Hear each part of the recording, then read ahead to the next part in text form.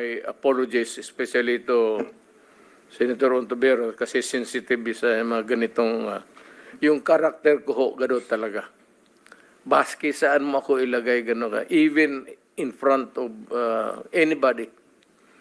Gano'n talaga ako. Bastos ako. Walang hiya ako, kasi galing ako sa baba. Salamat Class kaayo, three Mr. ako. Chair. Hindi ako sensitive. Ayaw ko lang talaga ng bastos.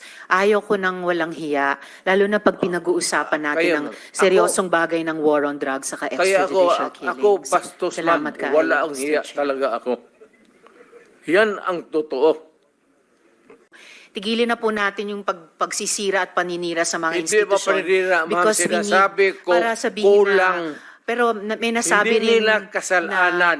may Ang nasabi ideya rin talaga hindi kulang inutil. ng tao, Pero- kulang ng organization. Pero I Yes, heard yes. the term, Mr. Chair, You have halos to have, inutil. Mr. President, tao, pati pondo there ng pera. There are ways na i-strengthen ang PIDEA na hindi natin Hindi sinasabing mo dala sa halos istorya yan dito. inutil. Actually, okay. No. Excuse me, Mr. Chair. Sige. Miyembro po ako ng committee ito, ng subcommittee at ng Senado. So, I am just making an interjection. Yes.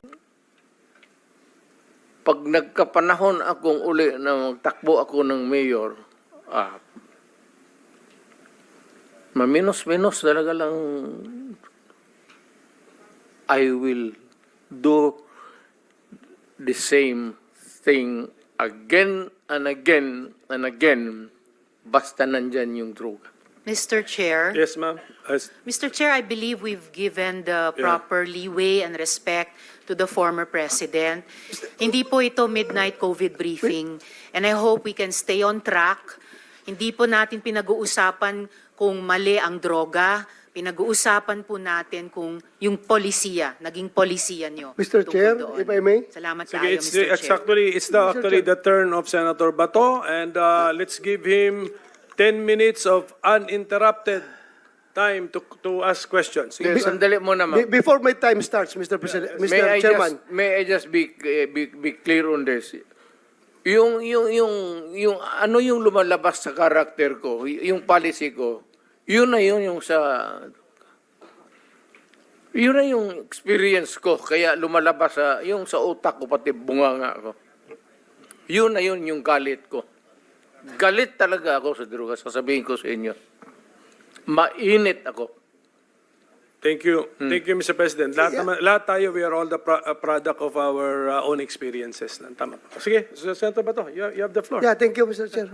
I just would like to remind our colleagues, Mr. Chair, if I may, that we invited the former president to listen to him. Sana kung magsalita siya, bigyan na naman natin ng time dahil pumunta siya dito eh.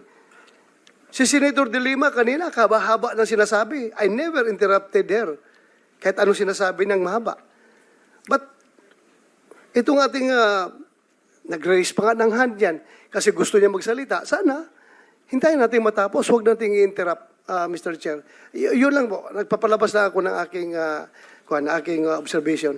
Salamat sa Senator, pero yun, nasabi ko na rin, nalabas ko na yung galit ko. It's really a rage dito sa... anak lang rin ako ng mahirap. Kaput. Dumating kami ng Davao na we have to hack. Puro kahoy pa yan. We have to clear the forest para makapusto kami. Kaya, dumaan ako dyan sa yung boulevard na yan. You will be familiar because you're from Mindanao. Diyan kami nakatira sa nagkarinderya ang nanay ko noon nung dumating kami sa... Kaya nakita ko yung hirap ng... Lalo na sabi ko yung nanay na lumabas, nagtrabaho, padala ng pera, tapos yung pera niya nandoon sa droga. Thank you, sir. I'm sorry, but tapos na ako. Nailabas ko na. Sige. Salamat. So, hindi na ako magano. Thank you. Ito for the information, si Colonel Grijaldo. Ayan.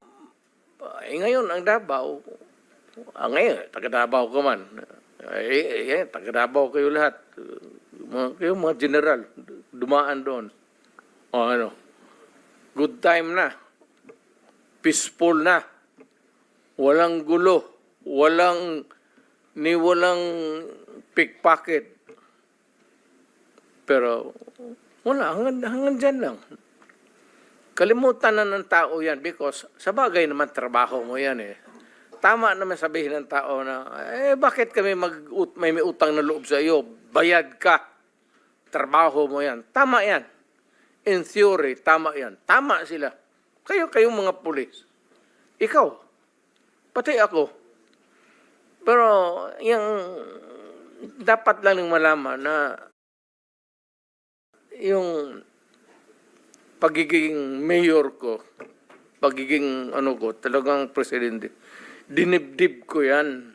Wala akong agenda. Wala akong dinagdag na baski isang poste sa bahay ko. Wala akong bagong kotse. Hindi ako nakatikim ng Mercedes-Benz. Dinibdib ko talaga ang trabaho ko para sa bayan ko. Ayaw ko maging hero. Kasi pero kayong lahat ng mga chief of police dumaan sa Davao.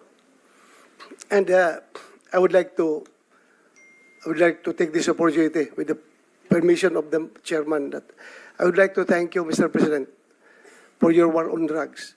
If there was no war on drugs, there is no Senator Bato. Maraming salamat po doon sa opportunity na binigyan mo sa akin na maging chief PNP at ako'y naging senador ngayon dahil doon sa war on drugs. Maraming salamat. At ako kung nakikinig yung PNP pati yung patuloy ninyo yan at magtrabaho kayo ng husto kasi ang droga talagang talamak. Kawawa ang Pilipino anong tawag dyan sa Tagalog, patapol-tapol, patamad-tamaran kayo niya. Trabaho kayo ng gusto, alam ninyo na ang droga talamak. Kaya kayong mga presinto, yung area of jurisdiction mo, pag mandyan pa yung droga, umalis ka.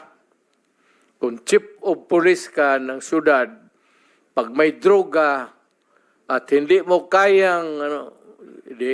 kayang pumatay, takot kang mamatay, putang ina, umalis ka dyan sa trabaho mo. Sorry for the... Thank you, Mr. President. I think, Mr. Chairman, medyo mahaba na yung time ng ating... Yes, alam ko. Gusto na siyang magpahinga. Thank you. If the President can still stay a little longer, okay lang, sir? For a couple more minutes? I am at your disposal, Sige po. sir. Okay, sige. Ako magsabi ninyo hanggang bukas tayo dito. Okay lang. Wala akong magawa. Actually, dapat Senator Bato, nag-apologize tayo kay President for starting our hearing in the morning. Doon siya nahihirapan actually siguro. In the same manner that I would like to express my apologies, especially to Senator Ontiveros, kasi sensitive sa mga ganitong, yung karakter ko ho, gano'n talaga. Baski saan mo ako ilagay, gano'n ka. Even in front of anybody. Gano'n talaga ako. Bastos ako. Walang hiya ako, kasi galing ako sa baba. Salamat Class kayo, three Mr. ako. Chair. Hindi ako sensitive. Ayaw ko lang talaga ng bastos. Ayaw ko ng walang hiya. Lalo na pag pinag-uusapan natin Kaya, ng ma'am, seryosong bagay ng war on drugs saka Kaya extrajudicial killings. ako bastos, ma'am. Salamat kayo, Wala ang Mr. hiya Chair. talaga ako. Yan ang totoo. Siguro, hindi ako dadating itong pagka-presidente kung hindi ako bastos at hindi ako walang hiya. Thank you, Mr. President. I am now, hindi sa lahat, ma'am. Baka sabihin mo, magwalang hiya ako sa inyo. Hindi yan. May kunting edukasyon rin ako. Decency. yung demeanor ko, yung pinapakita ko sa inyo, yung galit ko, yung rage ko, sa kriminal yan. Dahil nga, naging prosecutor ako, matagal masyado. Ako muna. Professor ako ng Professor ng... Police Academy. Thank you, Mr. President. Sir, Mr. President, sige. Senator, may I be allowed additional moments? Alam mo itong war of the... Itong PDEA, hindi naman sabihin inutil. Pero kung yung PDEA, ang asahan mo to fight drugs, patay ang Pilipinas. Take it from me. Galing ako sa taas presidency. Galing ako mayor, congressman. Hindi kaya ng PDEA. Hindi nga niya alam sino yung mga diyan sa palibot dito sa Batasan, sino yung dito sa Batasan, sino yung mga drugista diyan sa Police talaga yan. Police. Ang sekreto niyan is mayor, pati police at barangay captains. Yun lang yun. Yun ang kailangan mo. Huwag na yan generals. Police, kapitan, police, barangay. Yan. Well, generals, malayo masyado yan. Anak ng puta. Sorry. Wala yan. Hindi, you cannot solve the problem. Nandito na lang rin tayo pag-usapan natin what's the best approach to. The best approach really is dito sa baba. Barangay captain, tapos yung mga mayors, dapat nilang pukpukin talaga. Pag ang isang mayor, pag sinabi niya na walang droga dito sa syudad ko, hindi naman ako nagyayabang. Pupunta naman kayo ng Davao kung gusto ninyo. Meron kayo. Pero pag sinabi ko, dito sa Davao, walang droga, wala talagang droga.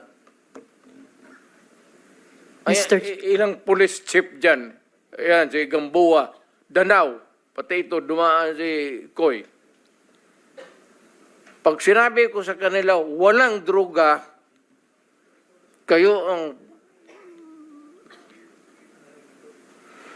Sabi ko, ipapakaw ko talaga sila sa cross. Nagpagawa ako ng cross dyan sa... Nilagay ko sa barak sa likod. Ipapako ko yung police director dyan na pagka may... Trabaho ninyo yan eh. Yes, sir. Thank you, Mr. Chair. Yes, Senator Bato, you have the floor again. Sige. One interjection Pwede bang lang, if I may, papahingahin Mr. mo Chair. natin si President Duterte and I will proceed to Senator Bato. Colonel Hector Grijaldo. With your permission, pero kung ayaw mo, okay lang. Ano yun, yung- Senator Risa wants to interject. Okay lang, with your permission. Pwedeng hindi. Para kanino, For the for record the record. only. Okay. With the permission of Senator Bato, go ahead. Dagan salamat, Mr. Chair ug Senator De La Rosa. For the record lang, in fairness sa PIDEA, Philippine Drug Enforcement Agency is the lead anti-drug law enforcement agency responsible for preventing, investigating, and combating any dangerous drugs, controlled precursors, and essential chemicals within the Philippines. So, tigilin na po natin yung pagsisira at paninira sa mga Hindi ba institusyon. paninira, ma'am? Because we need- Sinasabi ko, para sabihin kulang. pero may nasabi Hindi rin nila kasalanan. may Ang nasabi PIDEA rin talaga hindi kulang inutil. ng tao, Pero- kulang ng organization. Pero I Yes, heard yes. the term, Mr. Chair, You have halos to have inutil. Mr. President, tao, pati pondo ng pera. There are ways na i-strengthen ang PIDEA na hindi natin Hindi sinasabing mo dala sa halos istorya yan dito. inutil. Actually, okay. No. Excuse me, Mr. Chair. Sige. Miyembro po ako ng committee ito, ng subcommittee at ng Senado.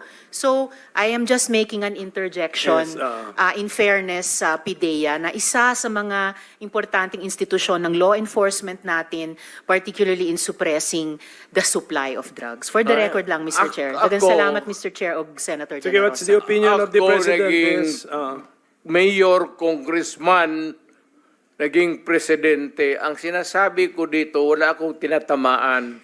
I'm just expressing, I said, my experience. Na kung ano talaga ang kulay ng droga dito sa Pilipinas.